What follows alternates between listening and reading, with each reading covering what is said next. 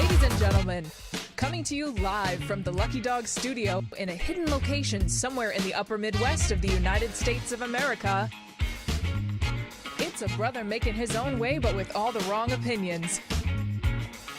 Welcome to the Morning Night Live with your host, the one and only P-Dog Knight. Can I get a hell yeah?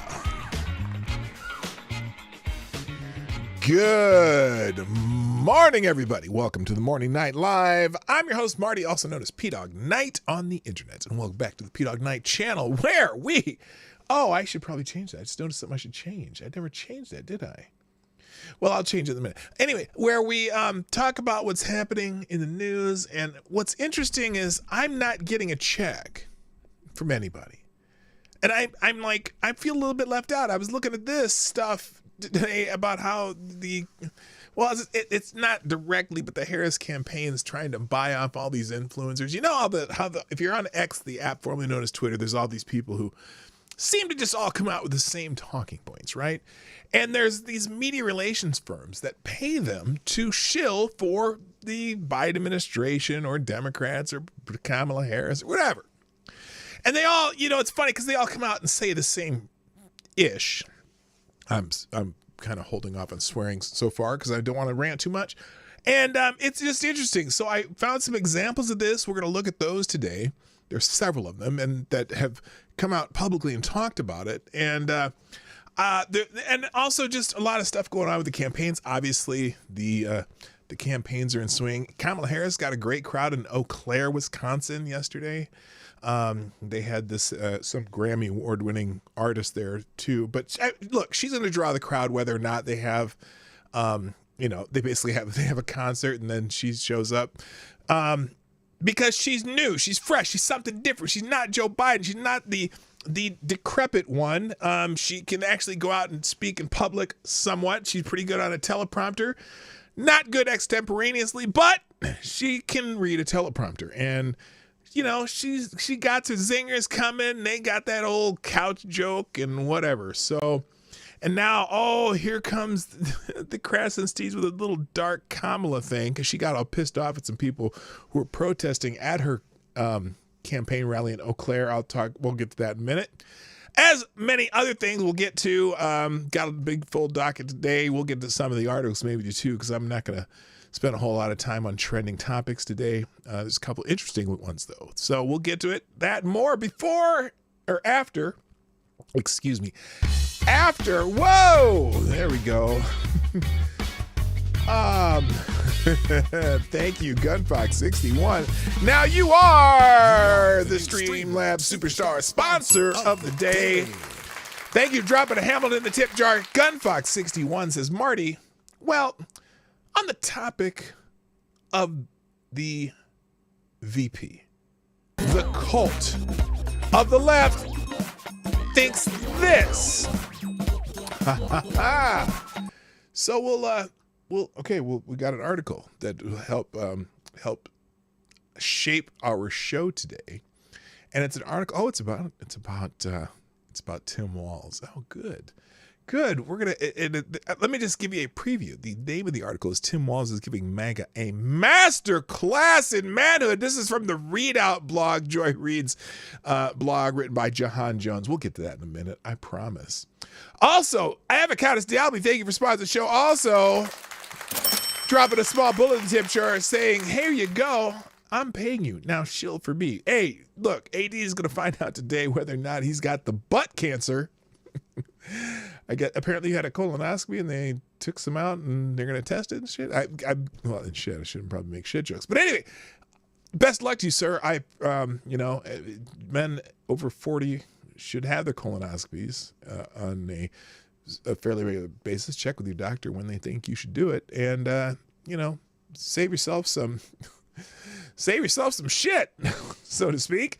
Thank you, Avocados Dalby, for sponsoring the show. Speaking of which, first in the chat today is Mr. Avocados Dalby, who gets the bell.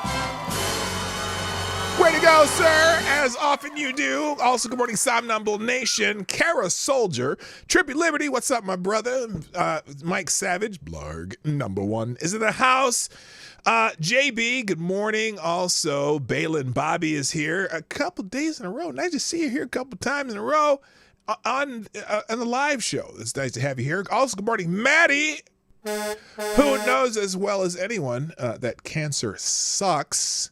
But she's doing her best to make a continue that solid recovery. Also, good morning to Darren Root. Hello, Green Badger Outdoors. Willie, whatever. Well, never. Hi, Willie. What's up? Willie's in the house. Kay Shaw's here.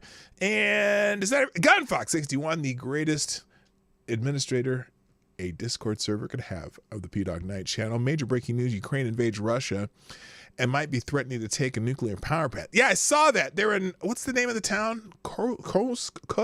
I don't know. Some country, some town that they're invading. They're going on the offensive a little bit.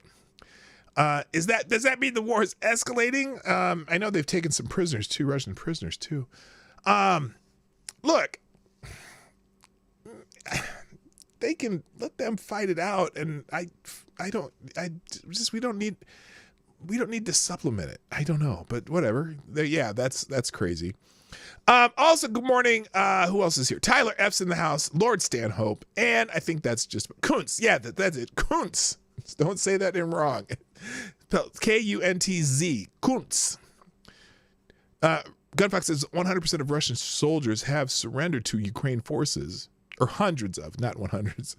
Reportedly, F-16s have already started hitting Russian radars and might have scored an air-to-air kill. Woo! In Kursk. It's Kursk, not Kunsk. That you be careful not to press. Yeah, it's Kursk.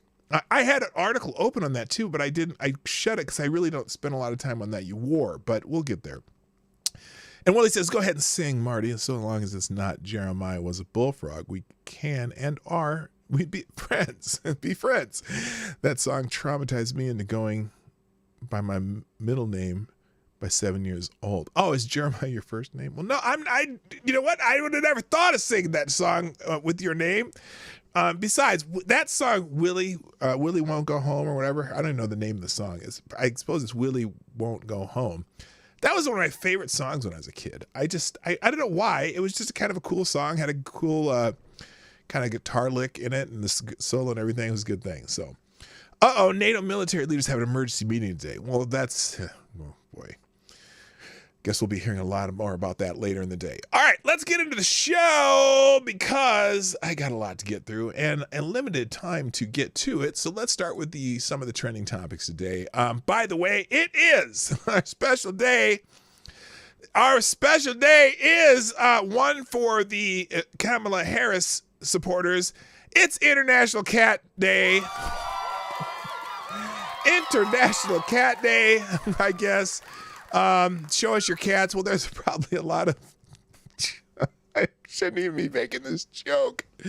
There's a lot of childless women with plenty of those to show. So anyway, there's someone, why you should have a cat. Now this cat is being spoiled rotten. They got a beer and a fish there. That cat's a happy cat. So anyway, and then this cat showing us your butthole. Balance on the balance beam around the, okay, yeah, this is the Cat Olympics. Long jump, 100-meter sprint. This is actually kind of funny. Wrestling, and that's actually cute. The 2024 Farm Cat Olympics. Diving, balance beam. Okay, that's cute. So happy International Cat Day to all of you who appreciate cats. I am not a cat person. I'm a dog person. There are dog people and there are cat people. And some people can do both, but you're either one or the other. You might have some cats and a dog, but you're one or the other. And I am a dog person. I don't hate cats. Here's the thing. You come home, the dog comes and all friendly. There is a reason it's called man's best friend, because the dog is your friend. The cat's just there because you feed it, or it needs its neck scratched or something. But the dog's always happy to see you. So I love my dog, and I miss a couple of my old dogs that are no longer with us. But anyway, all right. Also, a special day. It's also apparently it is the feast of Saint Dominic. I am not a Catholic, so I don't know all these saints' holidays, but today we joyfully celebrate the solemnity of our Holy Father, Saint Dominic, the founder of the Order of Preachers. As son of Saint Dominic, we have been called by God to preach the gospel for the salvation of souls. Now, when I saw Saint Dominic, I thought maybe Saint Dominic was the patron saint of cats since it's International Cat Day, but no, he's the kind of the patron saint of people who preach. So if you're a preacher, happy celebrating the feast of this Saint Dominic de Guzman, the founder of the Dominican Order. Oh, he's the founder of the Dominican Order and a beacon of faith and humility. Okay, so there you go. Happy Saint, who is it? Saint Dominic's. Happy Saint Dominic's Day. It's funny because Dominic's in my world is a really great restaurant over there that makes a really good Philly cheesesteak. And it's hard to get a really good Philly cheesesteak in Minnesota. It's not like you're in Philadelphia where you can get a Philly cheesesteak or any other parts of Pennsylvania. No, here it's hard to find a good Philly cheesesteak. Dominic's he's in Rosemont. It's one of these towns over here where you can get a really good Philly cheesesteak. Good morning, Shrapnel. Welcome to the show. I'm glad you're here.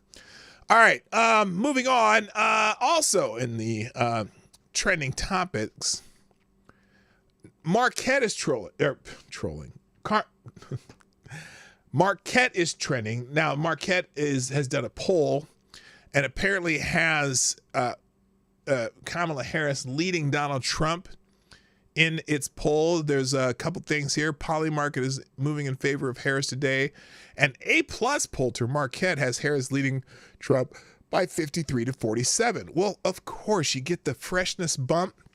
And Kamala Harris has yet to answer a question from the media. She's doing this, look, from their perspective, it's smart that the Harris campaign so far is following the same strategy as Joseph Rahim Biden did in 2020, where you basically you stick to you do your speeches off the teleprompter and you do not answer any questions from the press where you actually have to say something that makes sense, because she is make sense challenged when it comes to just speaking off the cuff or answering questions. She tends to talk in circles and treat you like you're a kindergartner. So, for them, it's a good strategy. How long she can do this? Can she do this the entire campaign until November? And look, it sounds like there may or may not be debates. They're having a little tiff over whether or not they're going to be debates. So it's going to be interesting to see if they're going to let her do this. The media, because look, Trump will talk to the press, even though they're completely hostile to him. He went to the National Association of Black Journalists. And so he's not afraid of talking and getting asked questions.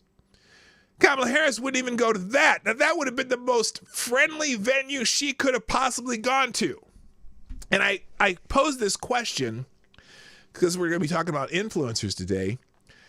Maybe I should do a poll. Who do you think? Well, no, just say in the chat. Who do you think Kamala Harris's first interview as the supposed Democratic nominee, not voted on, but Democratic nominee for president will be? Because I put this morning, I was on X shortly while I was in between things at work, and I thought to myself, who would I think Kamala Harris is going to do her first interview?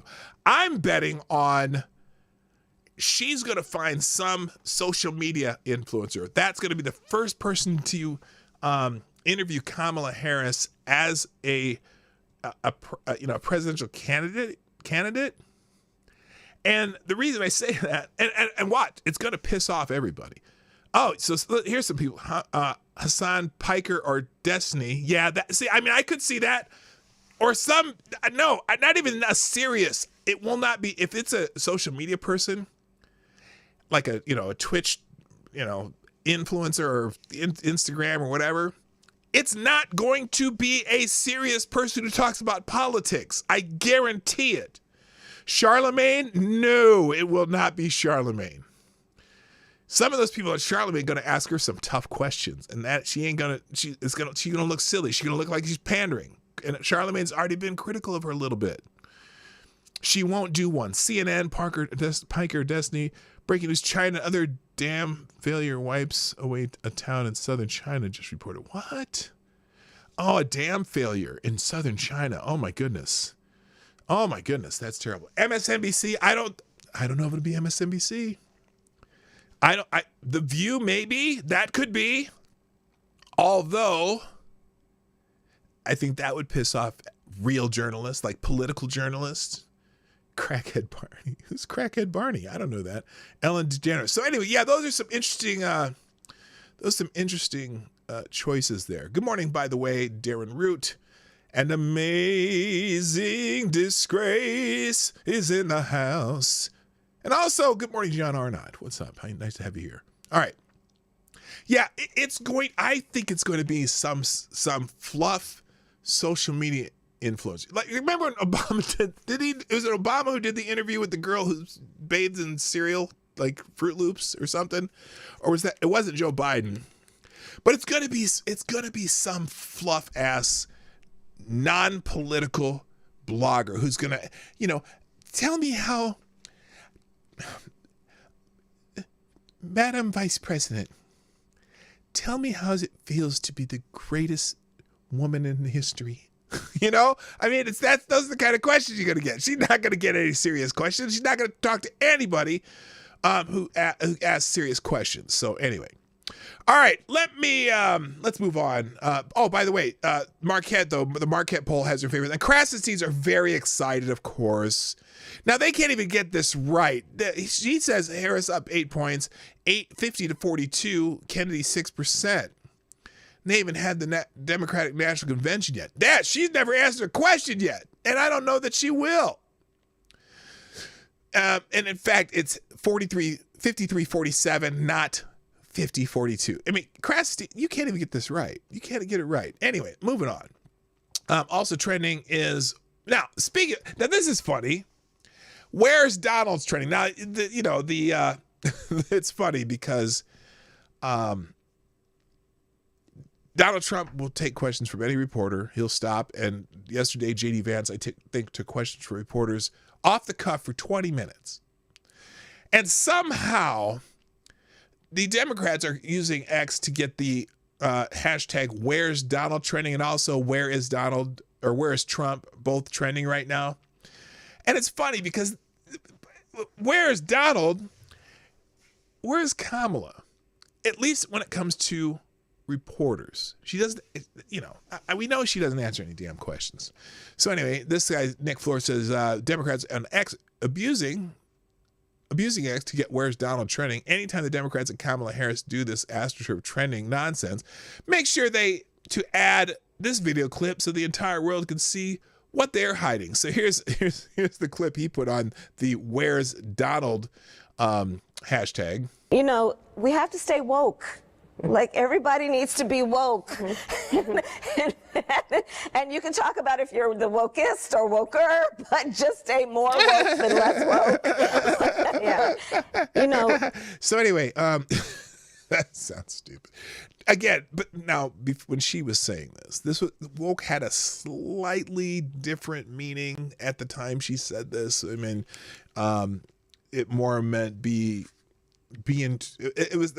came out of the black vernacular, okay? And originally woke kind of meant be in tune and be ready to hear the conspiracies that are in things or things. It meant more conspiratorial, not just left wing. What do you call that? Victim politics. Okay, the term woke has changed to mean victim politics, basically. And that's not what she was talking about, but still, it's a good soundbite to put out there. But again, and here's another one. Interesting, Democrats are trying to get Where's Donald when Kamala's nearly 3 weeks in without even a softball interview or press conference. Again, I think that first interview is going to be with it could be with the Krassensteins for all I know. So, And then the Krasstein, well, this isn't even on the hashtag. I think that Trump's a fraud. I don't think he actually cares about folks that can't stomach Trump. I think he's noxious and is leading the white working class to a very dark place. What? I'm not the one who said this. This was his running mate, J.D. Vance. Oh, this is the name of my show today. This is the name of my show. I was never Trump. It's interesting. Okay, let me hang on. Let me explain the title today. Okay. Because a lot of people are talking about what J.D. Vance used to say about Donald Trump a long time ago, back, I believe, in 2016. J.D. Vance did not trust Donald Trump and said some bad things about him. Let me explain something. You're allowed to change your mind over time. As you know, in 2016, I was never Trump. I would not vote for Donald Trump in 2016. Why? Because I thought he was obnoxious. I thought he was a blowhard. I thought he was a jackass. And I didn't believe that he would do the things that he was saying he would do. I thought for sure, since Donald Trump used to be a Democrat, that everything he was saying was just to gain, power in the presidency. Now, I still think Donald Trump is a blowhard. I still think Donald Trump is a jackass. But he governed based on what he promised. He tried to get everything that he said he was going to implemented. And most of those things were Republican things. And he was successful at getting many of those Republican things passed. He also did some things that weren't necessarily Republican things, but that were, I thought, very good things. For example, when he went to the First Step Act on helping reduce sentence of non-violent criminals, not violent criminals, non-violent criminals. Okay. And pushing for them to have more of a rehabilitation type of, stuff going on. I thought that was great.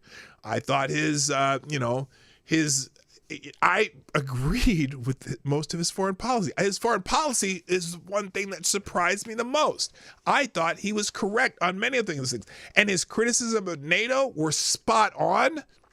And he got NATO to step up, the rest of the members of NATO to step up. That was a good thing. Okay? I thought, so even though I was never Trump in 2016, I saw how he handled the presidency.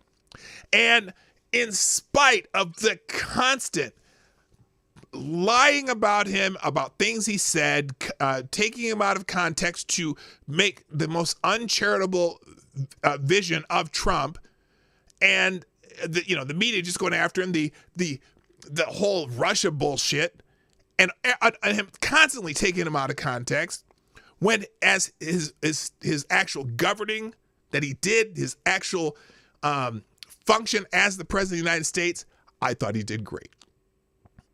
And even with COVID, okay? Because you got to remember, when they started first talking about COVID and said, hey, we've got this crisis, we need to get our shit together, and we're doing that. We got our team here. We got the whatever they call it, the COVID-19 task force, whatever, in place.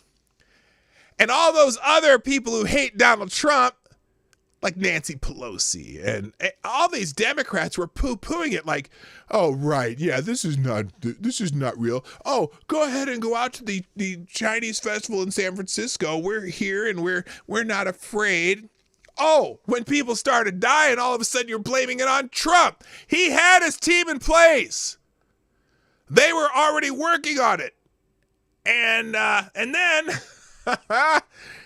And then once Biden gets in, all this team starts lying about it, saying, well, this was from from pangolins and bats in Wuhan, the bat market. When you had, as Jon Stewart would say, wait a minute, what's that lab over there? The Wuhan, disease lab that we do experiments on gain of function.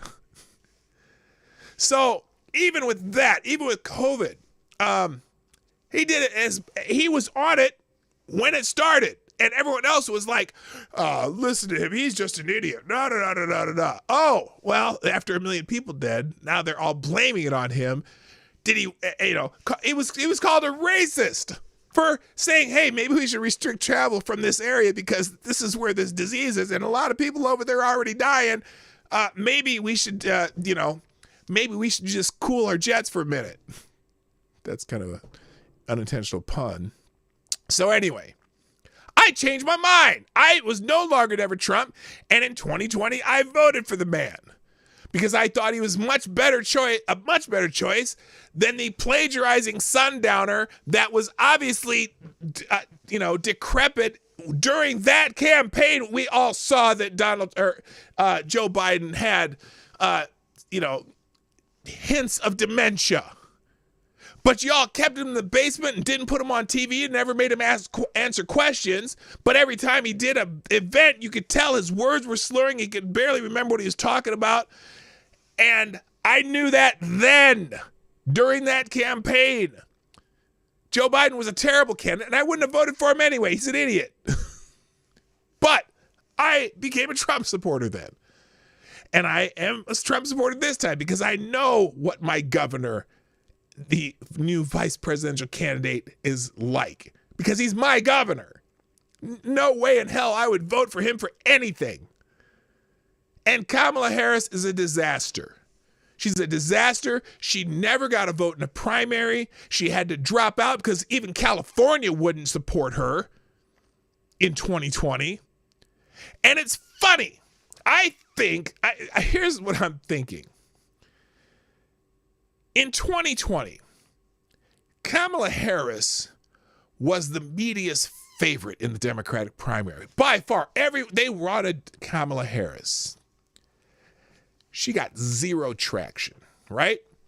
And so as the Democratic primaries went on, somebody in power said, hey, who can we push so that we're not going to get Kamala this time. Who can we push so we can get Kamala next time? And they chose Joe Biden because they knew they could take those puppet strings and pull Biden along. Look, here's what we're going to do. We're going to get Mr. Clyburn in South Carolina. We're going to get you to win the primary. And then we're going to go whole ass hog on getting Joe Biden elected. But here's what we need from you, Joe. Here's what we need you. We need Kamala Harris to be your vice president. No, we're not going to tell anybody. We're going to make it sound like it's a surprise because we need to get Kamala Harris in office someday because, we need that first woman to be a black woman. And now we know she's Indian and black and Jamaican and all that shit, but we can hide that shit. And so they went all on and got Joe Biden in office. Now what they didn't expect is Joe Biden was going to try to run again. And so what did they do when Joe Biden tried to run again? It's a little touchy on how that election worked out in 2020. We won't go into that. But they got Joe Biden in and Kamala Harris as vice president.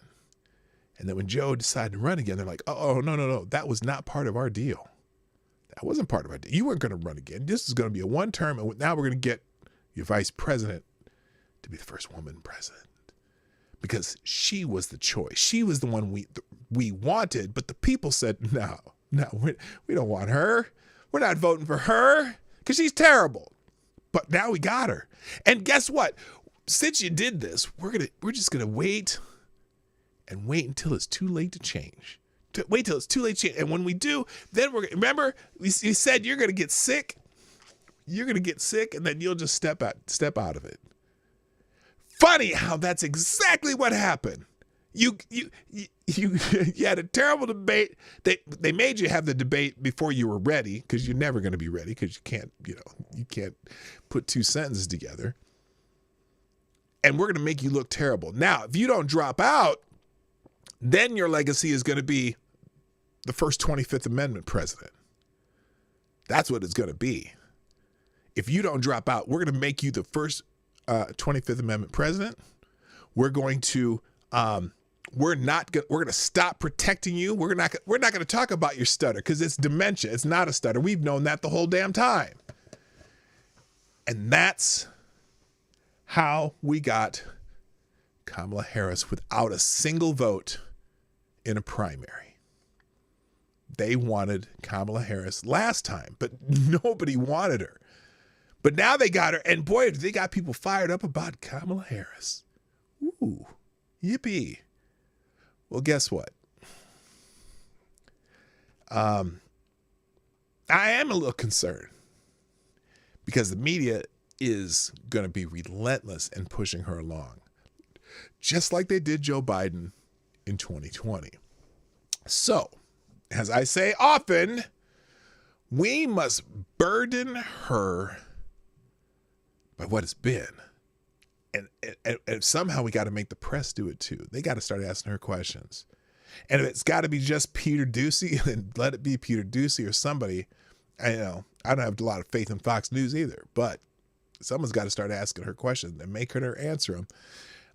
I do hope they have a debate. All right, let me move on because that was a rant that I didn't need to get into. First of all, thank you, JB, dropping a Canadian 5, says, I always thought being woke came from the Matrix movies. The people unplugged from the Matrix being the wokes. Well, no, it was woke has been in black vernacular, black slang for quite a while, and it really meant you got to stay woke, as in you got to pay attention. You got to pay attention to all this shit that it's a kind of a conspiratorial, or at least it was a conspiratorial type of woke. You got to be, them people, if you were black and you believed in MK Ultra, it's because you were woke. You knew some things that other people just didn't know. That's what it used to mean.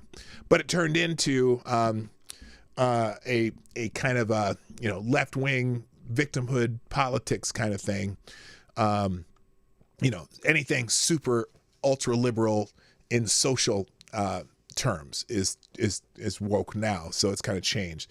Still no Rumble Hunt. Yeah, I'm working on that at Fox B2. By the way, good morning, Fox B2. Welcome to the show. All right, let's move on. So where's Donald's trending? They're trying to make it like, oh, we don't know where Donald Trump is. Well, let me tell you where Donald Trump is. I'll tell you exactly where Donald Trump is, because he announced it yesterday that he'll be holding a press conference at Mar-a-Lago on August 8th. That would be today. All these people asking, where's Trump? Well, he'll be in front of the cameras on August 8, 2024. Former President Donald Trump announced a general news conference to be held at 2 p.m. at Mar-a-Lago in Palm Beach, Florida. The announcement was made via social media and generated significant engagement. Trump supporters and media outlets alike anticipate the event with various accounts sharing the news and discussing the upcoming press conference. So there it is on Truth Social. He's doing a general news conference at 2 p.m. Eastern time at Mar-a-Lago in Palm Beach. Let's see. Other people say, oh, this is interesting. This is Simon Atiba. He's the African news correspondent to the White House, whatever. Breaking: Trump vows to expose Kamala Harris during the debate. Announces he's holding a press conference at 2 p.m. today, warns Americans living in a pro-criminal atmosphere, writes, I will expose Kamala during the debate the same way I exposed Crooked Joe, Hillary, and everyone else during the debates, only I think Kamala will be easier. Donald J. Trump. So that's what he said. But anyway, so where's Donald? Well, he'll be having a press conference at Mar-a-Lago today, taking questions. And you know what? I got a feeling that they won't be giving him a list of people to call on. I think he'll probably just say, you. Okay, that's a dumb question. You. Okay, come on, bring it. What do you got? What do you got? Because that's all they're, because the press, they don't like Donald Trump that much. But, he's not going to have a list of pre-selected questions. And I think that's all Harris will get in her first press conference. Because they dictate who can ask questions and what they can ask. They give them the questions. We've got evidence that the Biden administration tells them what they're allowed to ask, and they are not allowed to stray from it, or they'll never get called on again. All right, moving on. Also trending, Laura Trump is trending. Now, I think it's because she said something. She said something interesting, and here's what how the lefties are spinning it. Laura Trump, RNC chair, says Kamala Harris had no qualifications to be vice president, but was chosen because she's a woman, and she would never want to accept any position herself unless she got it strictly on merit. Now, it's easy for them to rip on Laura Trump for this because what? Because she's the Trump, and now she's appointed the head of the RNC. I'm pretty sure Laura Trump was pretty active in the RNC beforehand. Now, and the other part, she notice she left out a part though. She left out a part when she said, "Oh, let's hear Laura Trump here. Let's hear. Here's what she said specifically." To be honest, she has failed upward her entire career. Somehow we know why Joe Biden chose her to be vice president with him. He said, "These aren't my words, these are his. We want to choose someone not based on merit, not based on their skill set, not based on the fact that they might be the best person for the job of vice president, based on how she looked, based on the fact that this is a woman, based on the fact that she was a minority woman." That's really gross as far as I'm concerned. And I'm he a woman. absolutely said that. In fact, when he talked about choosing Kamala Harris, he literally he talked about diversity, and he said diversity, equality, inclusion, or whatever, inclusion, excuse me. Freudian slip there. That's exactly what he talked about. Oh, shoot, Gunfox, you got to go, and I got your article. I'm doing that next. Okay, we'll get to it. I apologize. Have a good day, Gunfox. I appreciate you, brother. I'm doing your article right now, right after this one. So anyway, this is an easy one for Democrats to pick at for her saying that because she's a Trump and she's the head of the RNC. So obviously she took a position that somehow has related to be her being Trump. But again, Laura Trump is married to Trump. I think she's married to Eric. She was already a Republican big hitter before she married Eric Trump. So wouldn't say it was, I wouldn't say it was, but it was a little bit of nepotism. And it's because she's Trump, and Trump had some power and got her into being the RNC chair. So, all right, next, let's go do Gunfox's article that he sent here because it's related to Tim Walz. And in fact, it's here. Yeah, it's good timing because we're going to get in the Tim Walz section here. We're doing a whole section on Tim Walz, and thankfully Gunfox dropped this article. This is from MSNBC. And I haven't seen this. This is a live reading and reaction to Jahan Jones talking about Tim Walz giving MAGA a master class on manhood. Interesting. And the subtitle is "The Joyful Minnesota Governor is a Valuable Spokesperson for Harris, whose background and personality can help the Democratic ticket undermine Trump's effort to woo America's men." Yes, Tampon Tim will be wooing America's men. So here it is. Jahan Jones, Tim Walz's first official speech on the Democratic ticket, displayed all the reasons that Kamala Harris has been lauded for picking the Minnesota governor as her running mate. He's super left-wing, I'm telling you. Personally, I think one outshines all the rest. Now, this is Jahan Jones saying this. Walz's military background and his work as a high school teacher and football coach, along with his palpable joy and open expressions of compassion for people in need, offer America a vision of what manhood can look like. He's a joyful warrior, offering vision and contrast with what's being offered by Donald Trump's bravado-driven campaign. And he's clearly willing to challenge Team Trump on that front. He displayed that even before he received the call to join Harris's campaign, using public appearances to refer to Trump and his allies as bullies who are truly weak at heart, and by mocking the GOP ticket for running for He-Man Women Haters Club or something. In his Philadelphia speech Tuesday, Walz showed he wants all the smoke with J.D. Vance in a vice presidential debate, saying he's excited for the event to happen. That is, if he's willing to get off the couch and show up. Now, this is, at least he doesn't lie about this. He continues by saying that burn, a passing reference to a crude joke about Vance that spread on social media, was affirmation for me. Oh, so the lie, the lie is affirmation for me. This is a man willing and ready to challenge toxic MAGA masculinity.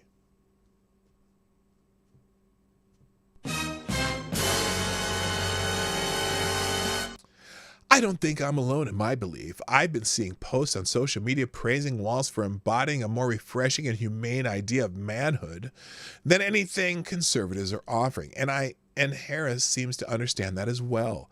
In her speech introducing Walz to voters, Harris took the time to lay out his tough guy bona fides, but smartly laid out how they gave him a compassionate perspective. Aww. She mentions that Walz is an elite marksman who served in the Army and National Guard for 24 years before explaining that he supports gun safety laws. Yeah, the guns he used in war. Yeah, remember that? Remember that line yesterday? The guns he used in war. Yeah. No, he didn't. Now, I don't knock him for being in the National Guard, but he didn't use any guns in war because, he was already retiring before he was deployed. Anyway, let's see. And she delved into his success as a high school teacher and championship-winning football coach, referring to him as Coach Walz multiple times. Was he a championship-winning? I don't remember him. I don't know what championships he won. Maybe he did. I don't know. Before explaining that he also thought it was important to serve as a faculty advisor for his school's Gay Straight Alliance organization. Oh, well, yippee. That's great. But why? He's not gay well, I guess he is straight, I guess. She referred to his early life on a farm in the Nebraska plains, saying their similar upbringings in middle-class families taught them the importance of lifting people up, not knocking them down. Wow. I guess J.D. Vance's hillbilly family is just, it's funny because Walz criticized J.D. Vance because he went to Yale Law School, which is a weird criticism to me, seeing as J.D. Vance grew up in the hills of Kentucky and put himself through school and was also a U.S. Marine and was deployed in Iraq. But, criticizing him for going to Yale Law School. Huh, interesting. All right, whatever. Harris essentially built up Walz as a kind-hearted, tough guy who is eager to do good. And the contrast with Republican ticket could not be clearer, really. Trump has essentially built his campaign around puerile, hyper-masculine identity that's steeped in faux machismo, violence, crassness, and indifference to the oppression of marginalized groups. Okay, the media is going to paint Trump like they've always painted Trump, as the next Hitler, as the next, as this awful man, a man who never smiles. It's funny because someone's talking about, it's so fun to see Kamala Harris and Walz because they're smiling, they're happy warriors or whatever. The reason you don't see Trump smiling is because the media won't ever show a picture of Trump smiling. They never do. If you watch Trump's his rallies, whatever, he smiles all the time. He cracks jokes. He does funny shit. But the media never shows that side of it because it's like when you choose pictures of two opponents, they always choose the worst, most scowling picture of the Republican and the happy, joyful picture of a Democrat. The media chooses what pictures they're going to use. And they usually choose them based on their perception or their desire to project a perception of that candidate. And so you are never going to see the media show pictures of Trump smiling unless it's on social media, people who like Trump. They'll show Trump telling jokes or being funny. The main media that hates Trump will never show that. They're always going to show the worst possible picture they can. It's just the way media works. It always has. I've seen that my whole life. like when they would show pictures of George W. Bush, they would show him having a goofy look on his face and they'd use the worst picture. It's just how it works. So there. But Waltz is schooling them thus far, showing Trump and Vance and voters nationwide that manhood can be more than a repressive drag on society. Well, you probably shouldn't use the word drag in there because, you know, Tim and Ross is really into the drag queens too. Anyway, good morning, Selected Boy. Welcome. Yeah, boy. So anyway, thank you, Gun Fox, for dropping that article. I appreciate you, brother. All right. Speaking of Tim Walz, stolen valor is trending, which is not something you want trending when you are the new vice presidential nominee. Now, it's interesting. I guess Morning Joe did a big defense of Tim Walz and him leaving his unit just before it was deployed, saying that this was planned out in advance, which it may well be. It's interesting, though. We still have this clip of Walz talking about guns and how he wants to ban certain types of weapons, and this is the thing that people are complaining about. Nomad's in the house. Whoops. What's up? Nomad. Hammer time. So there's still this clip, though. Hope woke up like many of you did 5 weeks ago and said, Dad, you're the only person I know who's in elected office. You need to stop what's happening with this. I'll take my kick in the butt for the NRA. I spent 25 years in the Army and I hunt. And I gave the money back, and I'll tell you what I have been doing. I've been voting for common sense legislation that protects the Second Amendment, but we can do background checks. We can do CDC research. We can make sure we don't have reciprocal carry among states, and we can make sure that those weapons of war that I carried in war is the only... What? The what? The weapons of war that you carried what? And we can make sure that those weapons of war that I carried in war is the only place where those weapons are at. Okay, so, and the criticism here is Tim Walz, in his 25 years, the National Guard and whatever, Army, whatever, was never once deployed. Okay, so that's where the stolen valor topic comes from. Now, there's going to be, obviously, they're going to try to spin that, oh, that's not what he meant, and this and that. So it's interesting. No, it's what's this? Meet stolen valor communist coward, running mate, Tim Walz senior advisor. Wait, this is, okay, no, not senior advisor. This is Tim Walz trust advisor. Speaking of, thinking of, Walz being this this masculinity thing that article from MSNBC said.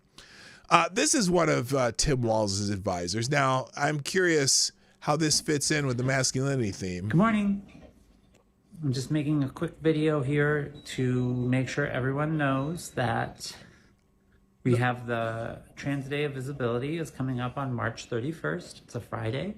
And the Queer Caucus and some of our local organizations are planning a Trans Day of Visibility. I don't need to play the whole thing, but the point that this post is making, this is Tim Walz, trusted advisor. He was key in getting Walz to install tampon dispensers in boys' bathrooms in Minnesota schools. Hashtag tampon Tim.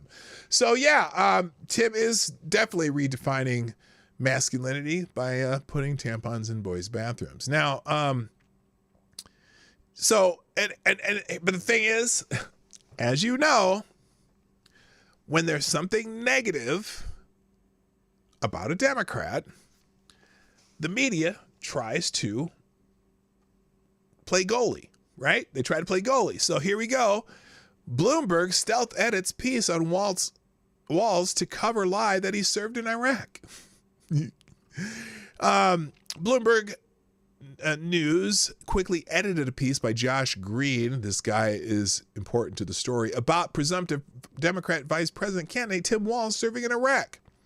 The outlet changed it from Iraq to Italy. The article came out August 6th at 12:05 p.m. Central Daylight Time. The outlet changed it on August 7th at 1 p.m. Central Daylight Time. So here it is. This guy, Jeffrey Ingersoll, found this. And he says, as soon as it pops up, wow, this is wild. Also, OEF was in Afghanistan, not in Iraq. So anyway, Walz should be forced to confirm or deny whether he misled Bloomberg's Josh Green, who is still reporting to this day that Walz did a tour in Iraq.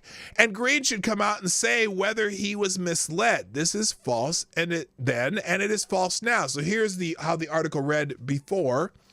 Quote, at the time, the Iraq war was ongoing and going badly, and he stood out as Command Sergeant Major Walz, a 24-year veteran of the Army National Guard, recently returned from serving in Iraq as part of Operation Enduring Freedom. He retired to teach high school and coach football. So, literally says he was serving in Iraq as a part of Operation Enduring Freedom. Here's how they edited it. They changed it here. Let's see. Now, again, Green discusses a 2004 visit from former President George W. Bush to Governor Walz's hometown, in which a protesting Walz, who was still serving in the military, told the reporter about him supposedly demanding to speak to the then commander-in-chief. Walz thought for a moment and asked Bush staffers if they really wanted to arrest a Command Sergeant Major, which he was not, by the way. He temporarily got promoted to Command Sergeant Major, but never finished the required testing and training, whatever. And so they demoted him before he was discharged. So if you never complete it, then you're technically never the Command Sergeant Major. He got demoted. But again, this reporter says, Walz thought for a moment and asked the Bush staffers if they really wanted to arrest a Command Sergeant Major who just returned from fighting the war on terrorism. Green writes. You mean in Italy? But then down here it says, what does it say? The challenge prompts a KGB-style interrogation that was sadly characteristic of the Bush campaign events. Do you support the president? Walz refused to answer. Do you oppose the president? Walz replied that it was no one's business but his own. He later learned that his wife was informed that the Secret Service might arrest him. Walz thought for a moment and asked the Bush staffers if they really wanted to arrest a Command Sergeant Major who just returned from a war in Iraq. So anyway, that is that. But I think they changed it. Where they showed they changed it. Anyway, they changed it to Italy. So I can't find the change here. Oh, here we go. Here it is. Here's the edit. So they found this. This is after they found that they put this in there. Now it says at the time the Iraq war was ongoing and going badly, and he stood out as Command Sergeant Major Walz, a 24-year veteran of the Army National Guard, recently returned from serving in Italy as a part of Operation Enduring Freedom. He retired to teach high school and coach football. So they did change it from the former where they said he was serving in Iraq. Well, how are you serving as part of Operation Enduring Freedom when you're in Italy? I don't understand. Stupid. We have not at peace. We have not been at peace with the Italians since 43. Okay, that's why. Because yeah. I gotcha. That's funny. Holy shit! Time is wasting here. Let's move on. So anyway, Afghanistan is trending also. Apparently, because someone there was some. This is what they've done. Fox News. Tim Walz lied about his rank. He lied about serving in Afghanistan, and now, according to CNN, Walz lied about carrying weapons of war in a war zone. Oh, this is CNN. On This Is CNN. What? Wait a minute. This is CNN. Walz did make a comment, speaking to a group, he's done it a couple of times, where he has used language that has suggested that he carried weapons in a fighting situation. As you know, with your contact with the military, I know from coming from a military family, there is a difference between being in a combat area, being involved at a time of war, and actually being in a position where people are shooting at you. There is no evidence that at any time Governor Walz was in a position of being shot at, and some of his language could easily be seen to suggest that he was. So that is absolutely false when he said that about gun rights out there. Waltz Okay, did so make there a you comment go. speaking All right, to pause that. So anyway, that's trending. Also, John Kerry is trending because they're comparing him to John Kerry. Some are saying that some are referring to John Kerry, saying that they're trying to swift boat Walz like they did with John Kerry, where others just compare it to John Kerry embellishing on his military record. And apparently, J.D. Vance is having none of it. Here's J.D. Vance. He said we shouldn't allow weapons that I used in war to be on America's streets. Well, I wonder, Tim Waltz, when were you ever in war? What was this weapon that you carried into war, given that you abandoned your unit right before they went to Iraq, and he has not spent a day in a combat zone? What bothers me about Tim Waltz is the stolen valor garbage. Do not pretend to be something that you're not. And if he wants to criticize me for getting an Ivy League education, I'm proud of the fact that my mamaw supported me, that I was able to make something of myself. I'd be ashamed if I was him and I lied about my military service like he did. All right, so now the theme from Democrats is, well, your running mate is someone who avoided the war. Avoided. What do you call it? Avoided serving in the draft or whatever in Vietnam. Yeah. Yep. He sure did. Okay, that doesn't excuse Walz saying that he was shot at. Or whatever. They was using this. We should ban these weapons of wars that I used when I was, in the shit, so to speak. So anyway, good morning, Scrappy. Good morning, Cryptic. Nice to see you guys here. Welcome. All right. I suppose I should probably get to the main topic sometime here, shouldn't I? I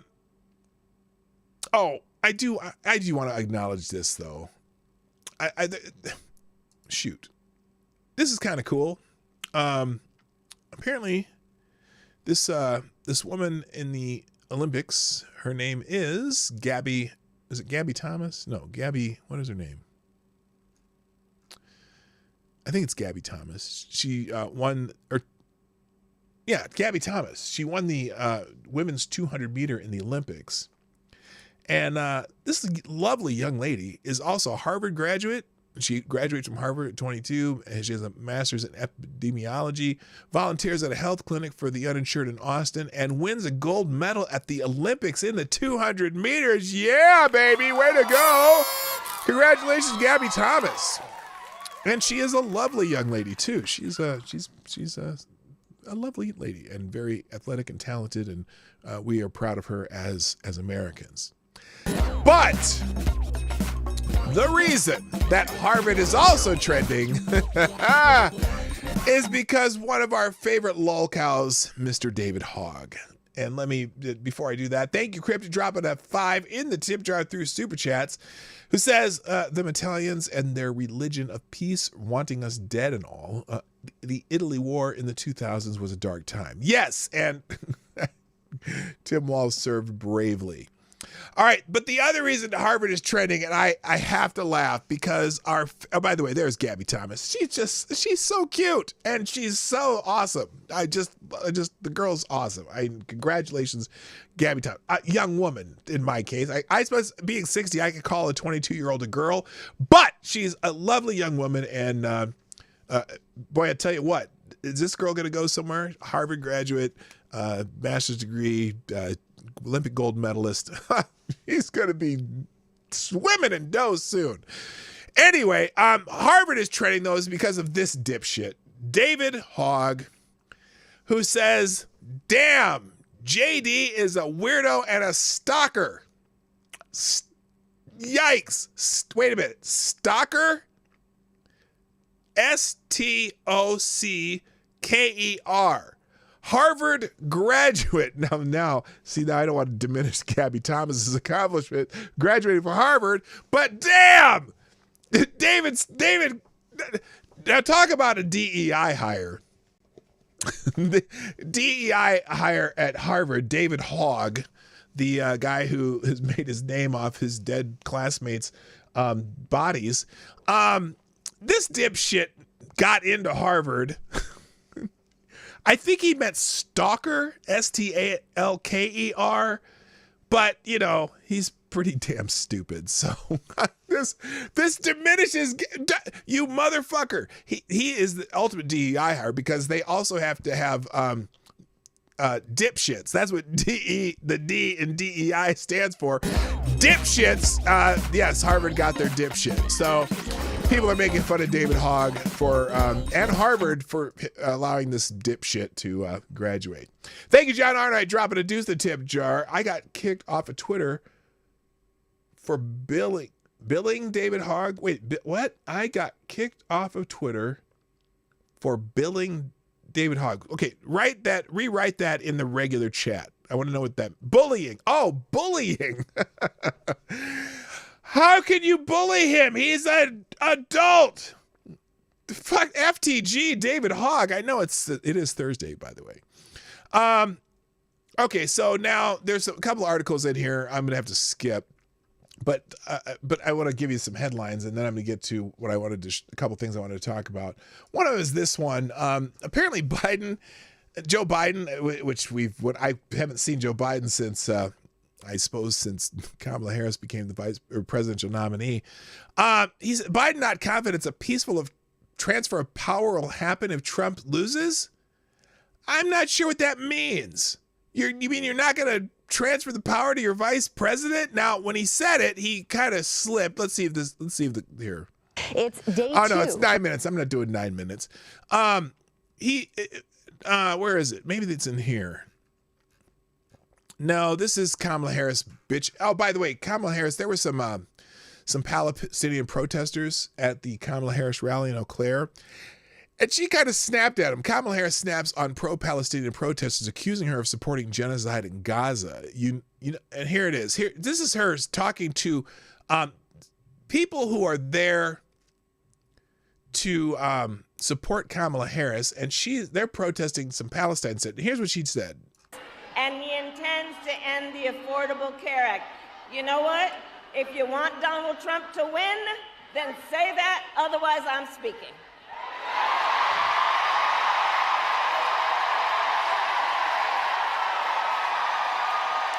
So she's not happy with the pro-Palestine protesters, and I got a feeling this was in Detroit, by the way. So in Detroit, which is close to Dearborn, and Dearborn is basically a 100,000 Muslim city, they're not happy with this administration when it comes to Israel-Gaza war, right? And so there's some protesters there, and so she gave him a little at him because those are her bona fides. But look, this face, see this face right here? You see the face that she's doing and that attitude. This is what her staffers see every day. Because she has problems keeping staffers. Anyway, thank you, Cryptic, who says he got in because of mom's money and alumni. Well, yeah, he got in because of his politics. He's talking about David Hogg getting into Harvard. Yeah, his family and money, but they're not Harvard people. He's not a legacy at Harvard. They admitted that dipshit because of his politics, and that's all. I'm just saying. Anyway, thank you, Cryptic. Appreciate the deuce. So anyway, that's Kamala. Don't piss off Kamala because she gets nasty, which is fine. I mean, I look, I don't mind candidates telling protesters at their event, pipe the fuck down. But it's interesting because these are supposedly people that should be appreciative of Kamala Harris. In fact, here it is. The people who support Kamala Harris are now getting to see how bad she is at this. No wonder so many of her VP staff quit on her. There are over 100,000 uncommitted voters in Michigan, and her responding like this makes it easy for Donald Trump to win. Well, maybe, maybe not. We'll see. All right. Let's see. Where do I want to go here? Oh, I wanted to talk about I'm going to skip Blue MAGA. Blue MAGA is just talking about how Kamala is. Well, I'll get back to that. Let's talk about what I wanted to talk about today because it also has something to do with the title up here, and the line where I say, "And nobody paid me to change." Okay. I was never Trump. Now I support Trump. And no one ever paid me to change. I just watched what was happening in the world, watched how his presidency unfolded, what he did as governor, because he was still kind of a jackass while he was president. I'm fine with that. Because, again, all the president of the United States deals with is jackasses. You got to deal with Chuck Schumer. You got to deal with idiots in other countries, whatever. And I prefer my president not to give a fuck and not worry about who's going to be funding his next campaign or who's going to give him money when he leaves the presidency. He doesn't need a book deal. He's already a billionaire. So he can do whatever the fuck he wants and whatever he thinks is right. And I think he did a good job of as far as what he tried to push while he's president. He tried to push everything he said when he was campaigning. Now, let's talk about the Kamala Harris campaign with influencers. And I have to laugh because here I am again retweeting or posting or talking about something that Tariq Nasheed posted. Tariq Nasheed posted this where he says, notice how all these Democrat shill accounts are always trolling in our comments, using the same regurgitated talking points over and over. And he points to this CBS report saying, this is why. And I'm like, okay, this is me agreeing with Tariq Nasheed again. Here it goes. Last month, Sunay says she was hired by Protect Our Care, a progressive advocacy group that relies on anonymous donors. She made a video warning about Trump's second-term agenda. They almost help you script it, right? Right, like, definitely. She takes their talking points and puts them into her own voice, saying she always discloses when she's being paid. What's your rate? So a video just for a creator in my size, an average can go from $3,000 to $10,000 depending and upwards. Last month. So here's the thing about that. Now what we're also finding out. So they're paying all these influencers, right? But because it's a super PAC paying someone to do social media posts, they're not, some judge somewhere is classifying it as not being advertising, even though the influencers themselves are disclosing that they are being paid for some of this shit. But it's fascinating. So now, so I moved on. So here's some other examples. This is someone named Kat Sinai or something like that. He's got like 10 million followers. And so this is him talking about, is this the part where he talks about this? Hang on a second. Let me see if this is it. Fucking Secret Service calling me 5 times, nigga! The Secret Service called him because Kamala Harris is trying to get this influencer to interview Kamala Harris. And I told you, who's going to be the first person to interview Kamala Harris since she has become the presidential candidate? I'm guessing it's going to be one of these social media influencers with 10, 15 million followers. He's mad because the Secret Service is calling him. Shit about politics, my nigga. I don't know nothing. I don't know shit. I don't know not a goddamn thing, my nigga. So he's upset. I got the fucking Secret Service calling me 5 times, nigga. I don't know goddamn shit about politics, my nigga. I don't know. But that's not, they don't care. The Kamala don't care. FEC decided influencers didn't have to divulge they were paid back in December. No, I know that, but some were still doing it. This says now Kamala Harris has no choice but to do a stream with Kai Cenat. No, they don't. He wants nothing to do with it. Nothing to do with it. And what is this? Your Rage agrees with Sneeko about Kai Cenat, and so do I. I was personally surprised he didn't fight. Okay, that is something else. That's something else. So anyway, Kai Cenat is getting calls from Kamala Harris and the Secret Service to do a stream with her after Aiden Ross and Donald Trump's stream broke the internet, but he said he doesn't want anything to do with her. So good for him. Is this here's the longer one. Here's the longer version. What the fuck is Castanet going to talk about with politics, my nigga? Let's be real. Let's be real. Hey, look. Mark my words. I'm going to say it right now. If there's some way, somehow, something was to go into where I do the stream of politics, I'm going to be 100% honest. I'm going to sit on my stream and say, why did you guys call me?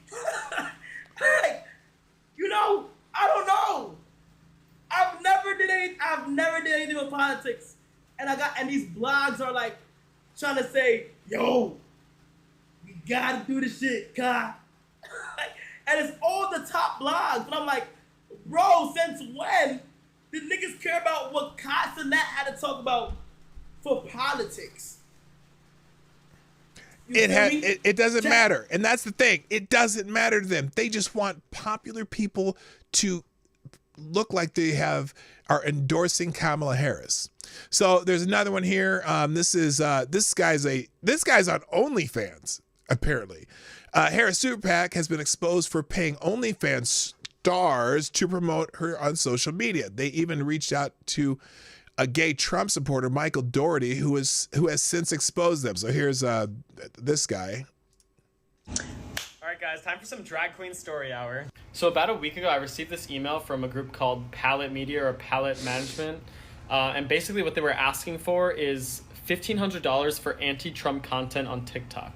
So they basically sent me this kind of like creator brief with all the asks that they have and everything. And yeah, this is what they said. They're sending them the talking points. Now we already knew they were doing this with all these so-called influencers, the ex-shill team, right? The ex-Democratic shill team, because they all say the same shit.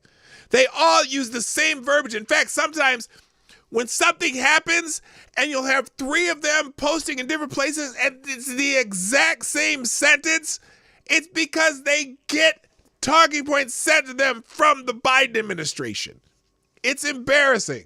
Do's and don'ts, like don't show any form of support for Donald Trump and his allies, gloat about Harris and her allies, attack Trump supporters for their intellectual or personal values. So they're basically creating division and paying for division online, which is crazy. So me being me, I was like, I kind of got to investigate this stuff. So I started like emailing back and forth with the lady. So I basically said, thank you for sending over. I will review. Is this for the Kamala campaign or for like a PAC's campaign? And basically I was able to investigate and find out that this is actually a campaign with Future Forward, which is kind of like one of the biggest super PACs, and they have like millions and millions of dollars, hundreds of millions of dollars for advertisements for the Biden campaign and for the Harris campaign. So of course I looked them up and I found out all this information about all the money that they have, and yeah, you can look up them right here. So that's how they're using their money. They're using it on social media. Here's another one. This is someone named Alex Stone. Breaking, as previously reported, the Kamala Harris campaign has been paying influencers to post on behalf of the Harris campaign. The Harris campaign has become so desperate that they are now reaching out to conservative influencers to pay them for posts to promote the Harris campaign. Check out this email I just received trying to pay me for promoting the campaign. So this is it. Hi, Alex. Is exciting. It is so exciting to hear you are interested in the campaign. I have the campaign sign-in link ready to go. Here you can make an account and apply to the campaign. From there, our team will review your application and approve it shortly thereafter so you can access the creative brief. This information explains exactly what we're looking for in terms of the 3 submissions. We are offering $150 over a series of 3 posts. We are asking you to share what you admire about the Biden-Harris administration and what initiatives you support, or simply why you believe Kamala Harris, with Biden's endorsement, is the best candidate for the job. Let me know if you have any questions. Otherwise, our team responds faster on the website. And then he goes on to say this. There we go. Received a message. Ladies and gentlemen, I just received a message on X this evening from someone who is offering me $120,000 to be silent. To stop speaking on Twitter. Okay. I'm just going to say that's absolutely not going to happen. I don't care who you are. I don't care what money you have. I will not be silent. I will stand strong and I will stand for the truth.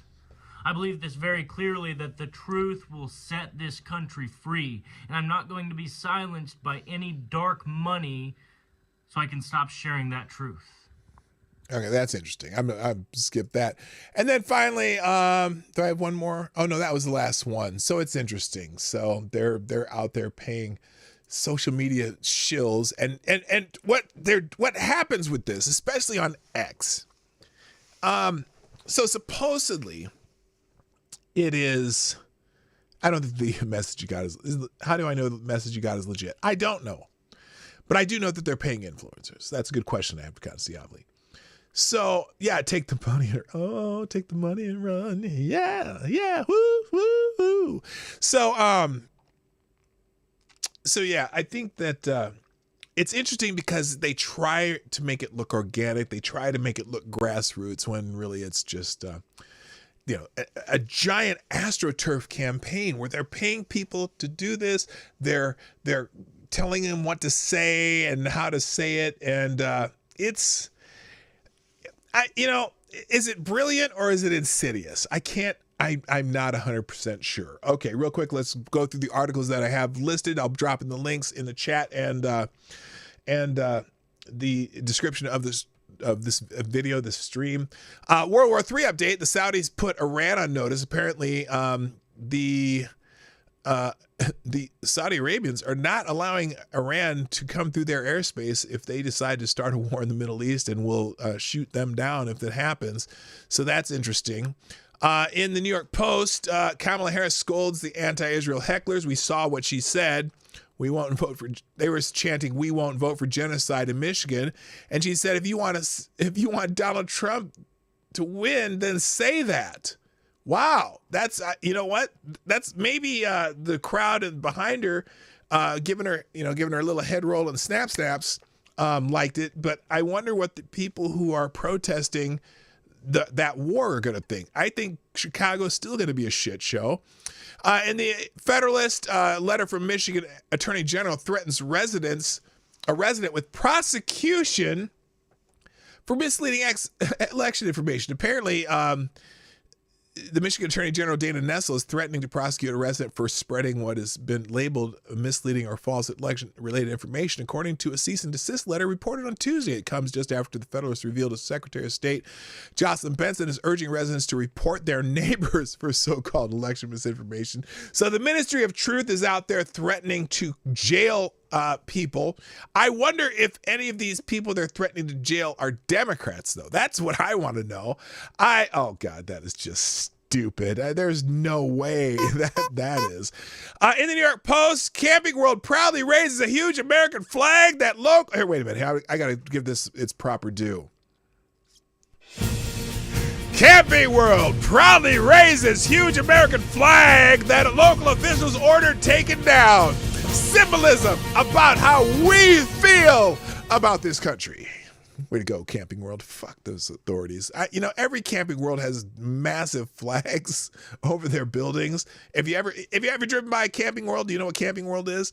They always have gigantic flags flying, and the local officials tried to get them to take it down in California, and they said, fuck off. So good for Camping World. In MRC TV, Joy Reid goes full racist as Arizona Senator Mark Kelly is a mayonnaise sandwich on white Wonder Bread. What? Gotta be honest and keep it real. This is not the pick that I expected that she would make. It did come down to the final three, as we understand it. Here it is. Listen. And I thought she would go astronaut. Keeping it real. He, to me, would have been the safest, most conventionally safe pick. White, super white, mayonnaise sandwich on Wonder Bread, right? From a border state, he could have made a strong argument for her.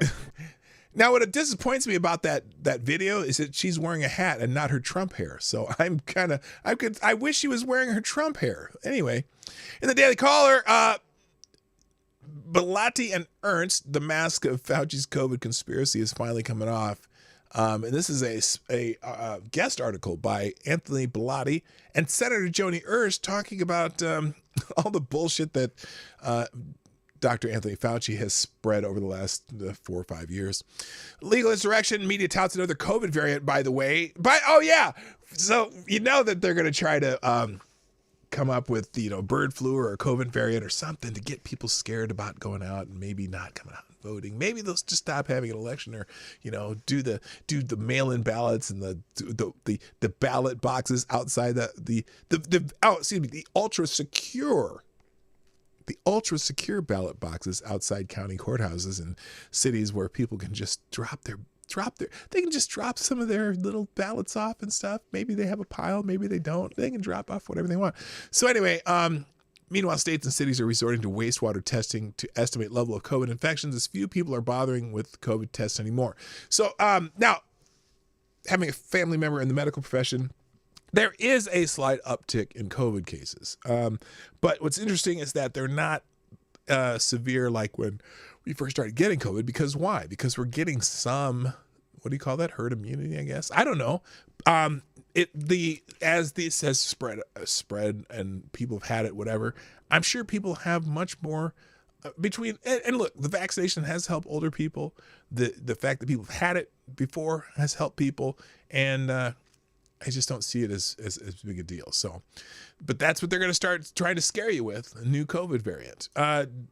In the Daily Wire, Somali gangs wage war and traffic children in Minnesota, Tim Walz asked for some more Somali refugees. So yeah, that's there's a ton of Somali people here, and I know some. I work with a couple of dudes. They're great guys. I mean, they don't even like Tim Walz, But yeah, there is a lot of Somali gang activity in near North and South Minneapolis, where Ilhan Omar's is their stronghold for district. But and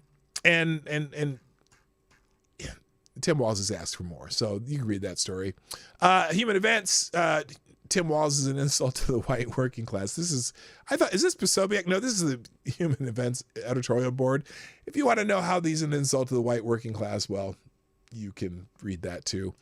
American thinker Tim Walz, and then he talks about Tim Walz's neighborly policy, endorsing South Africa's architect of apartheid. Tim Walz is the idea of the Democratic Party, an open advocate for socialism and everything that comes with it, socialized medicine, and essentially nationalized economy, the end of the hydrocarbon usage that makes the modern world possible, a feminized military, a pro-Iranian foreign policy, a war on sexual norms, and by extension on children, unlimited abortion, and racism. Always racism, including a drive to resegregate America after all the efforts we made to desegregate it. That last point makes an incredibly ironic. One of Walz's newly famous statements about socialism echoes South Africa's architects of apartheid. Now, that's an introduction. You got to read the article, though. I don't have time. Also, Tim Walz's weird slur. This is Miranda Devine at the New York Post. Tim Walz's weird slur just shows how much of a wacko he is among the rest of the left. Yeah, I'm sorry. The idea that any Democrat with some of the shit they've been pushing over the last 10, 15 years would have the nerve to call anyone weird is amazing. I'm sorry. So let me give you the lead line. Tim Walz wheeled out his weird slur against Republicans again this week when he was introduced to the nation as Kamala Harris's VP candidate. He's proud of the fact that his quip on MSNBC's Morning Joe went viral a couple weeks ago and helped him earn running mate status. Quote, "These guys are creepy and yes, just weird as hell," Walz said of Donald Trump and J.D. Vance during his debut speech in Pennsylvania Tuesday. Talk about the pot calling kettle black. Let's see how weird the Democrats' new leadership is. It's weird that Walz mandated tampons in boys' bathrooms in Minnesota schools. It's weird for the party that promotes itself as a guardian of democracy and installs its leaders without an election. It's weird that Walz dawdled for 3 days while Minneapolis burns before calling the National Guard during the 2020 BLM Antifa riots. He abandoned the city's 3rd precinct police headquarters when it was overrun and set ablaze. That's weird. Walz explained his weird lack of action as a desire not to be oppressive to the rioters who had suffered generations of pain. Oh yeah, all those white suburban bred kids and the black Antifa maskers, yes, they suffered generations of pain. How can you suffer generations of pain? How do you suffer generations? I wasn't in that generation of pain. I post that generation of pain. Anyway, it's weird as Wall's wife kept the windows open as long as I could during the riots so she could smell the burning tires and savor the historic moment. It's weird that Walls let his 19-year-old daughter leak the National Guard deployment plans on Twitter so rioters knew they could keep destroying Minneapolis. It's weird that Harris and Walls based their campaign on freedom, yet he was the most authoritarian governor of the country during the pandemic, ruled by decree for 15 months, enforcing draconian shutdown orders, mask mandates, and curfews. It's weird that Walls tells Republicans to mind your own damn business when he created a COVID telephone snitch line so that people could inform on their neighbors who breached the draconian COVID restrictions. It's weird that Walls defended censorship of COVID dissenters by telling MSNBC there's no guarantee of freedom of free speech on misinformation or hate speech, especially around our democracy. What? You don't know what the First Amendment means. It's weird that Walt signed into law a new definition of sexual orientation that deleted an exemption against pedophilia. It's weird that Walls has turned Minnesota into a trans refuge with a law that removes children from parents who don't agree to their kids' sex change surgery and hormone treatment. Even transgender Minnesota State Representative Lee Flink called the bill beautifully weird. It's weird that Walls has turned Minnesota into an abortion mecca with no time limit up to the moment of birth and sometimes beyond, and no requirement that minors inform their parents. It's weird that Walls is presented as the epitome of decency and Minnesota nice, and yet the first time he spoke to the nation, he peddled a smutty sex joke about Vance and a couch cushion made up by bottom feeders of internet trolling. It's weird that Walls has visited China about 30 times, including spending his honeymoon there. No matter how long I live, I'll never be treated that well again, he said after his first visit in 1990. They gave me more gifts than I could bring home. He should compare notes with the Bidens. It's weird that Walls and his wife Gwen chose June 4th as their wedding date to commemorate the bloody anniversary of China's brutal crackdown on democracy protesters in China's Tiananmen Square.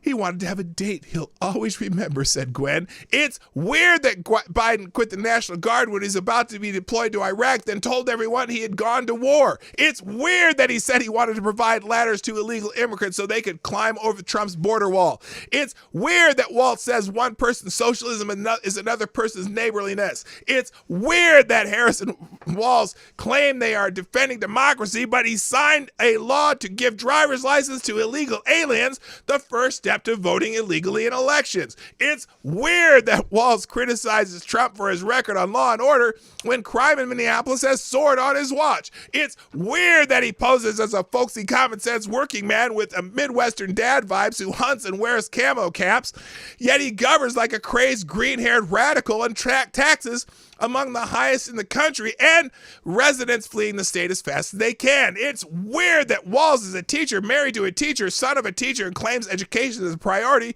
yet on his watch, Minnesota student average reading and math scores have plummeted to below national average according to the National Assessment of Education Progress. So, despite record spending, for the first time, majorities of K-12 students are not meeting grade level standards, finds the Minnesota Center of the American Experiment. So anyway, there's more, but I don't have time. So that's beautiful. I could have kept going, and I see, she stops there. Anyway, the idea that my governor can call anybody in political office weird, he can kiss every bit of my ass. And that's it, folks. I got to go. Thanks for joining me on the Morning Night Live today. I'm a little over time, and I got to go. So I'll drop all these links in the chat and in the description. Thanks for joining me. I'll be back tomorrow for Free for All Friday and Friday Q&A. I know you're ready for that. So got to go. Thanks. My name is P-Dog Knight. I'm out of here having fun. Let me try that again. I'm out of here. My name's P-Dog. No, that's not right. I'm P-Dog Knight, and I'm out of here. Have a great day. Bye. Hey, Hey, this is P-Dog Night, and thanks for watching today on the P-Dog Night channel. If you have an observation or remark you'd like to make about this video or my channel, I absolutely welcome you to write it in the comment section down below. I really look forward to hearing from you. And before you go, if you like what you saw but you're not already subscribed, please make sure you hit the subscribe button and definitely click that bell that pops up afterwards so you'll be notified when I post new videos or when we go live. I broadcast my live show, The Morning Night Live, Monday through Friday at 10 o'clock Eastern, 9 o'clock Central. A special thank you to all the supporters of this channel who share our videos on social media and who make donations through Streamlabs, YouTube, Venmo, and Cash App, which are all linked in the description down below. Thanks again, and until next time, I'm P-Dog Night, and I'm out of here.